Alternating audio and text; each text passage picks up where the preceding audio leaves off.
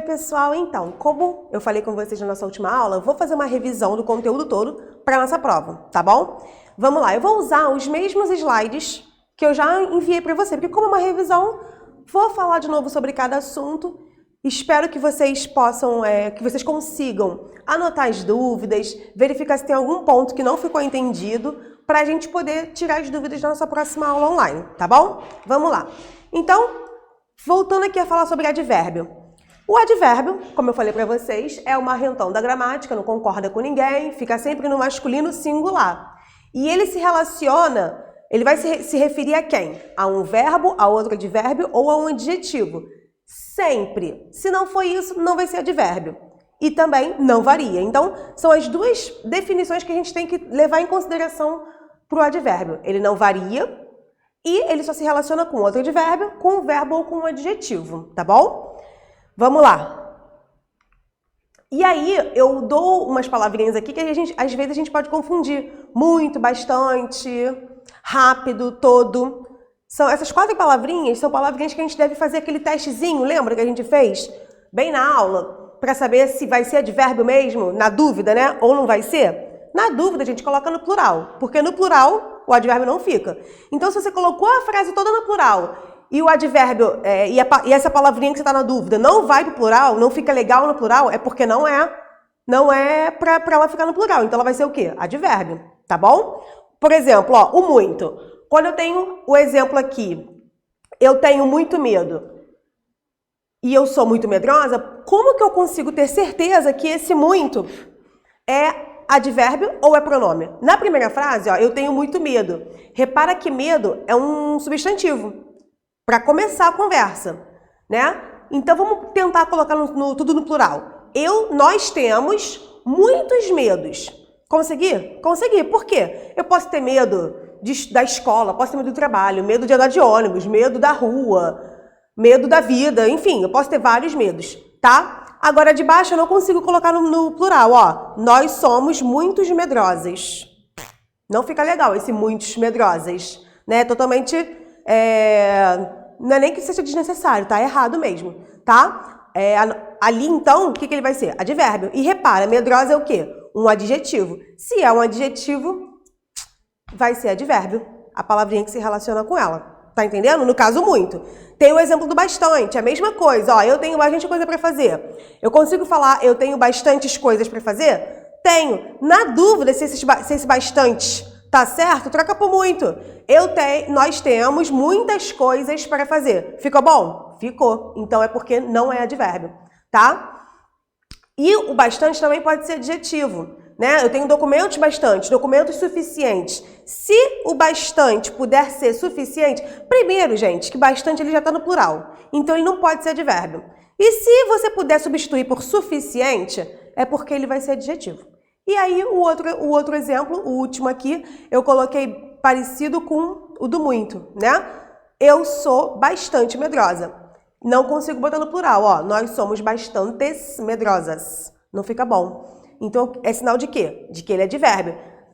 Tá com dúvida ainda? Ó, medrosa é adjetivo. Então, terminou a dúvida.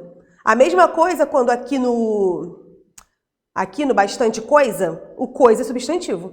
Tá? Então, já não poderia ser. Porque eu entendo que vocês ficam com dúvida, né? Ai, professora, mas eu ainda não tô com certeza. Faz isso, coloca no plural. Tá? Vê a palavrinha que ele se relaciona do lado. Se não for outro advérbio, um verbo, um adjetivo, você já fica ligado, ó, não vai ser advérbio. Tá com dúvida ainda? Não tá com certeza? Não tá seguro? Passa pro plural, tá bom? Se for pro plural, é porque não é advérbio. E aí eu falei da única exceção que a gente tem do advérbio, desculpa, que é a palavra toda. É a única palavra que é advérbio e que vai pro feminino. Única. Vou colocar na prova?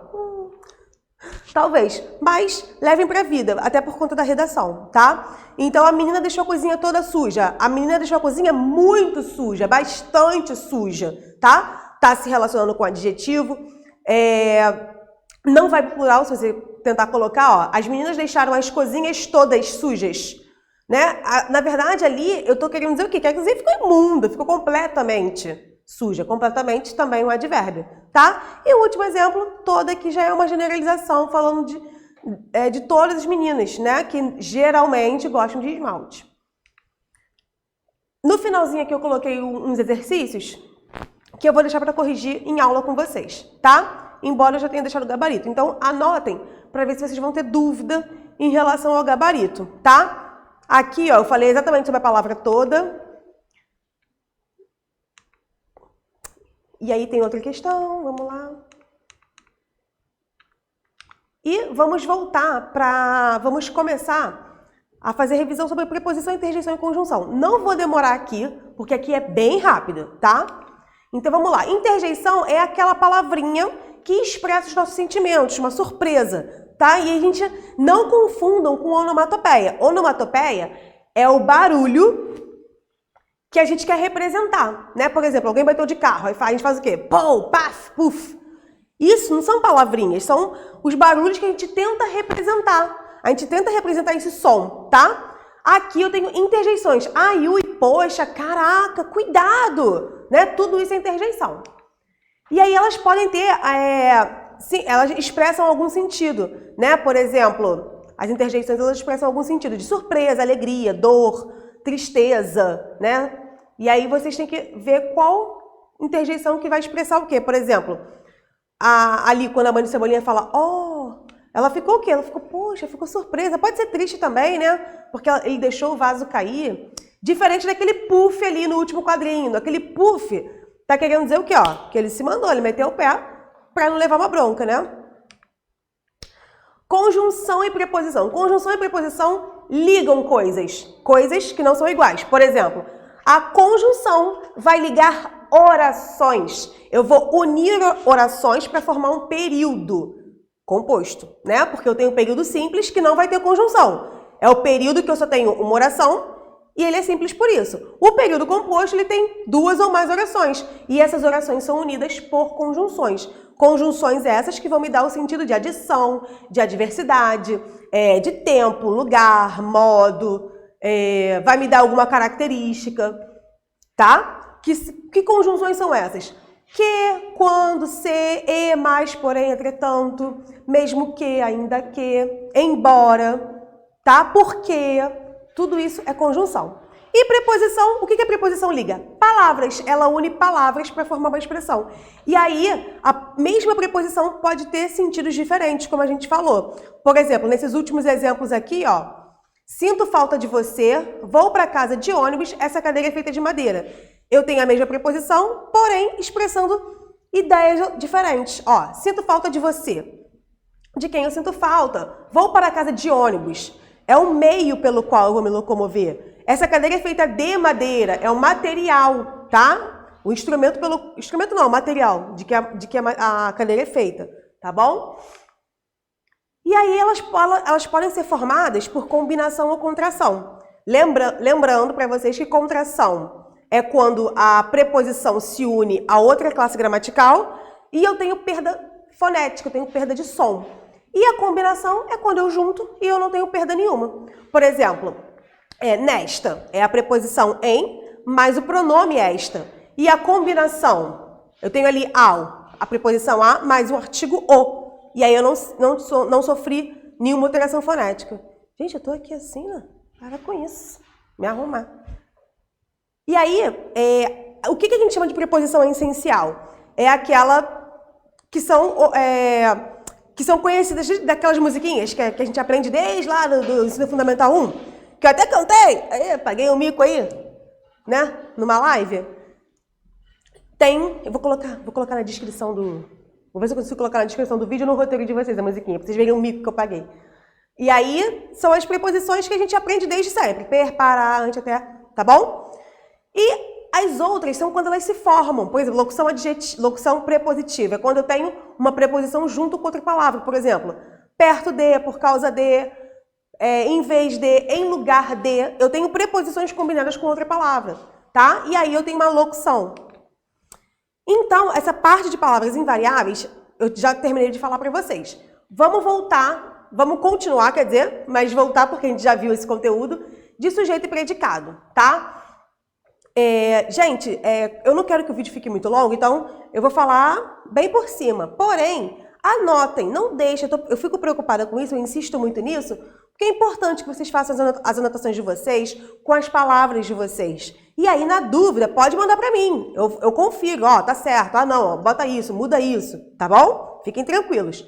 Então vamos lá, entrando no início desse conteúdo de sintaxe, a gente tem a análise, a diferenciação de sujeito e predicado. O que é sujeito, o que é predicado?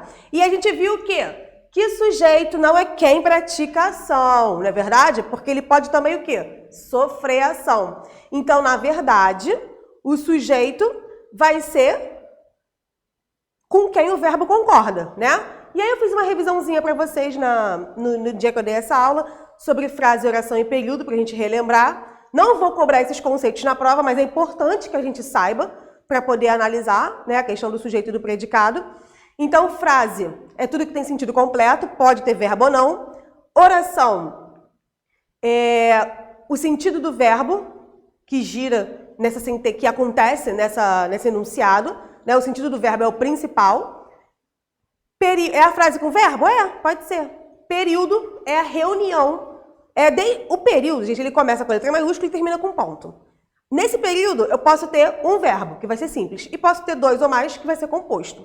É só isso, beleza? E ele vai ser composto por quê? Eu vou unir 2 orações ou mais com quem? Com a conjunção. Beleza.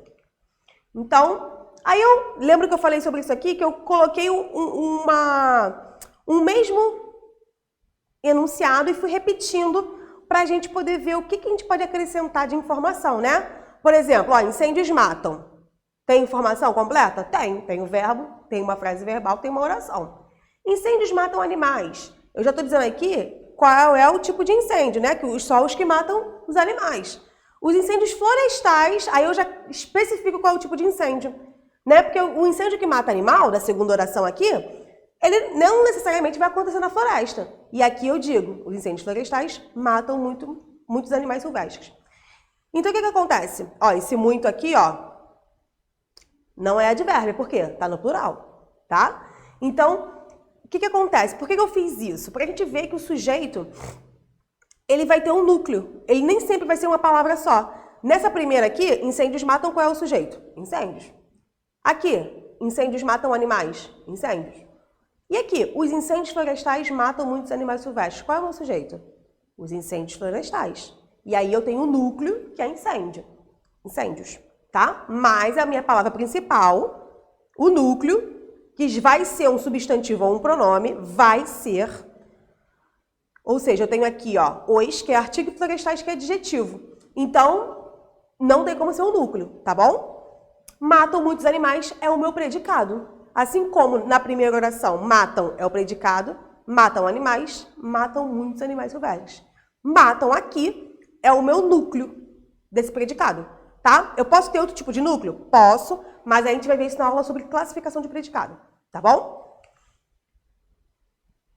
E aí eu coloco para vocês aqui de novo qual é a definição de cada parte desse meu início de análise sintática.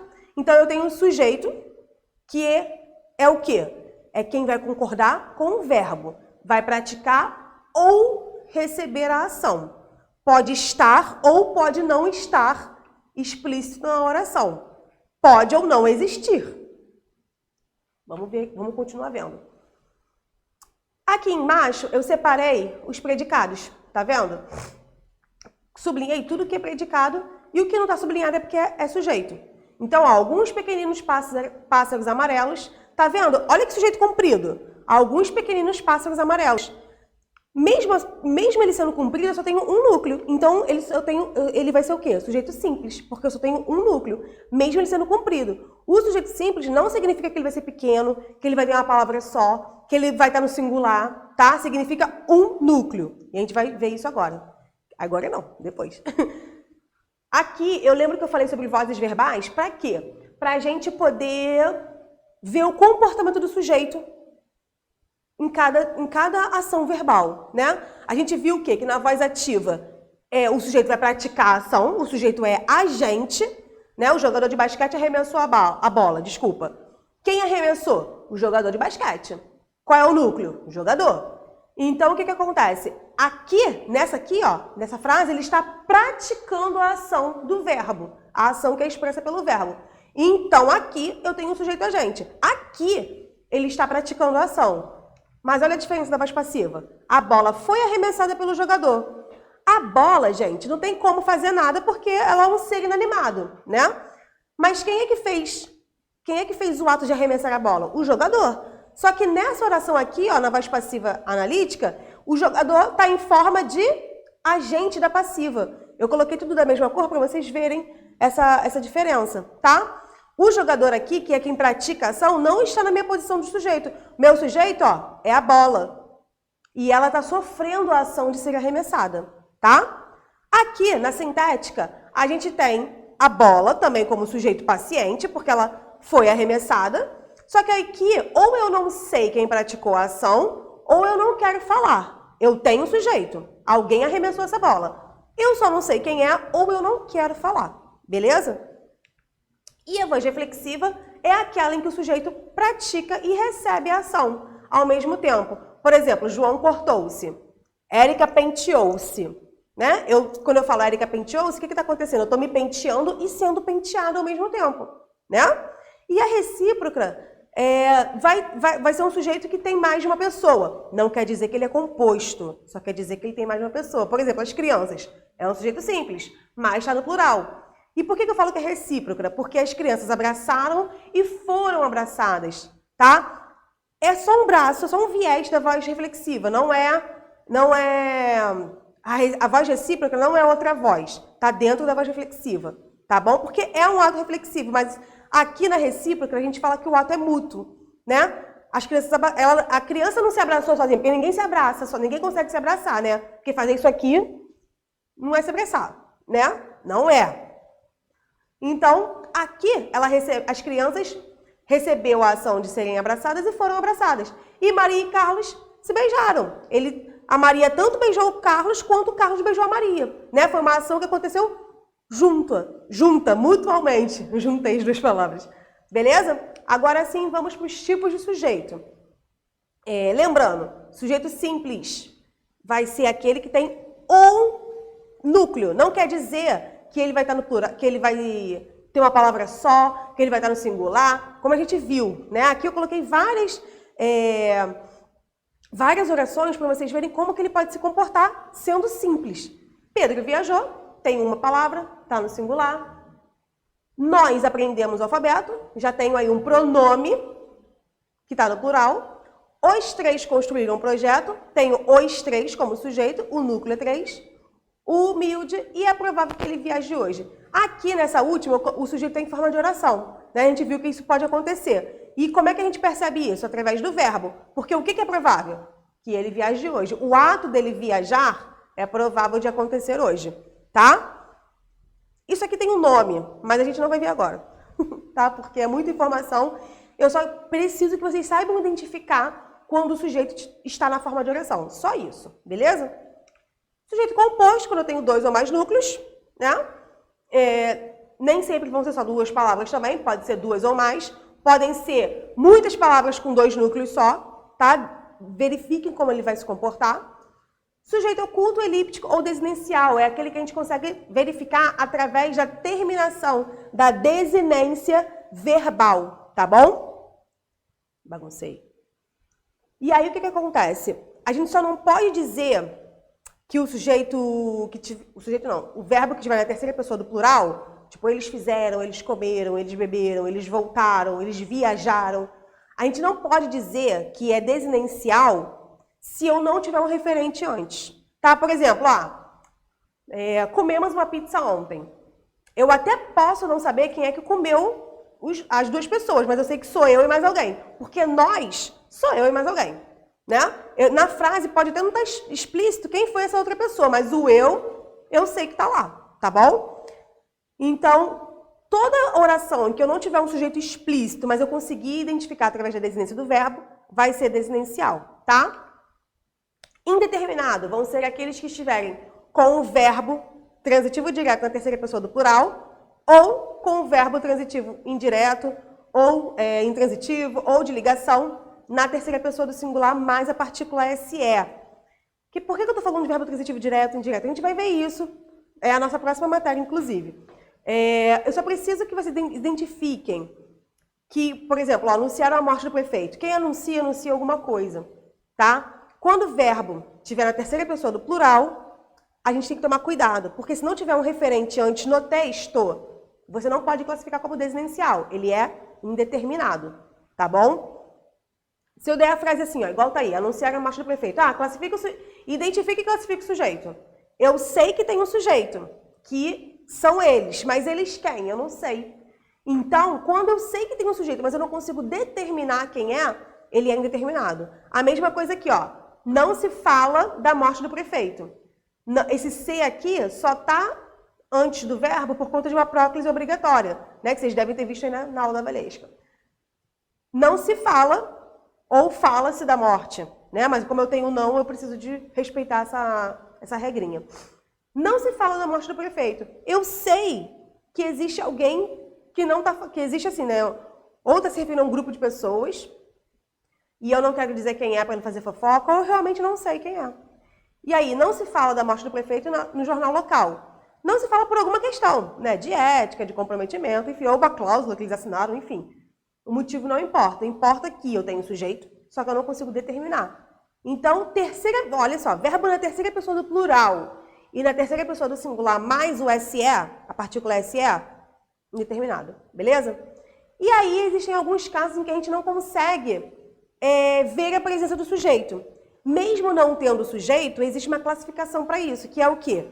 Sujeito inexistente ou oração sem sujeito. E quando isso acontece? De algumas maneiras, tá? Verbos ou expressões que indiquem fenômeno da natureza. Qualquer fenômeno. Choveu, nevou, trovejou, tá? Tudo que é... Se eu falo assim, ó, um terremoto abalou a cidade, eu tenho o sujeito, que é terremoto. Até porque o verbo é abalar. Mas se eu falo assim, a cidade tremeu, também vou ter sujeito. Tô querendo achar o verbo sobre terremoto. Não tô conseguindo. Se o verbo se referir somente à ação do fenômeno da natureza, vai ser oração sem sujeito ou sujeito inexistente. Vocês podem escolher, tá? Verbo haver no sentido de existir ou tempo decorrido. Há muitos animais no zoológico. Repara que esse A aqui, ele tem a função, ele ocupa o mesmo sentido do verbo existir. Porém, se eu escolho usar o verbo existir aqui, ó, existem muitos animais no zoológico de Brasília, eu passo a ter sujeito. Por quê? Eu passo a ter concordância. Se eu uso aqui no lugar desse A, existem, eu tenho sujeito simples, muitos animais. Tá bom?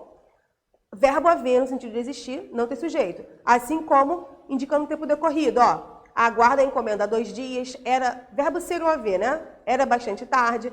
Lembra que eu falei? Quando você usa o verbo haver indicando tempo decorrido, não tem necessidade de usar a palavra atrás. Por exemplo, há 2 dias atrás a minha encomenda chegou. Minha encomenda chegou há 2 dias atrás. Não. Ou você fala, minha encomenda chegou tem 2 dias, né? Ou 2 dias atrás, ou minha encomenda chegou há 2 dias. Tá? A gente não pode usar as duas porque causa um errinho aí chamado de redundância. É claro que a gente fala assim, acontece de falar, mas falar não é registro formal. Então, ok, vamos nos preocupar com o registro formal da língua, tá?